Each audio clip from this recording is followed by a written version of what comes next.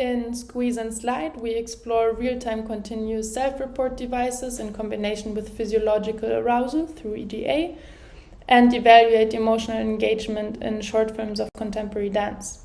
When watching dance and giving continuous self-report, the measure should not be visually taxing and very intuitive to support the real-time process.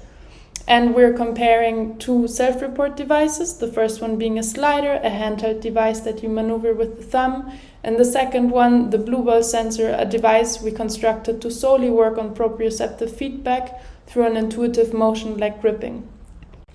In the video here on the right, you can see that the participant is intuitively squeezing in relation to their experience and the prompt, which in our case was emotional involvement. So the blue ball sensor tries to stay as close to the body as possible, working on mechanisms like kinesthetic feedback and empathy and embodied cognition.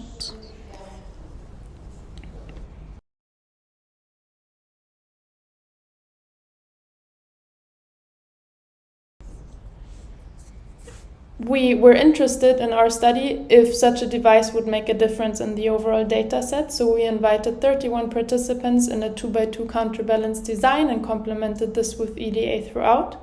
Initially, we asked people about their experience with watching dance and expertise in the arts, and in picture C you can see our main setup. So participants were sat down in front of a huge TV screen and watched two dance films of roughly 10 minutes whilst connected to the EDA. One film was Endurance by Imre van Opstal and Batsheva Company, and the second film was Behind the Blind Iris by Bote Seva and Douglas Bernard. After each film, we asked about the user-friendliness of each device. The blue ball sensor in this case was the preferred device to rate dance, and the two plots below show two participants rating the same movie. The upper one rated it with the squeeze ball and the lower one with the slider, indicated by the green lines. We can see that the two people had a very different experience of watching the same film.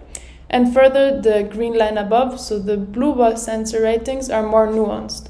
Generally, the two devices had similar or comparable correlations to the tonic EDA, the blue ball sensor being 0.32 and the slider 0.35. The brackets show instances of signal similarity, which are washed down by periods of signal deviation when using moving window correlations, so we do aim to do further pre-processing to do more complex analyses like dynamic time warping. Overall, we conclude that the blue ball sensors are a promising measure for prompts and performance that can also be implemented in real-life situations.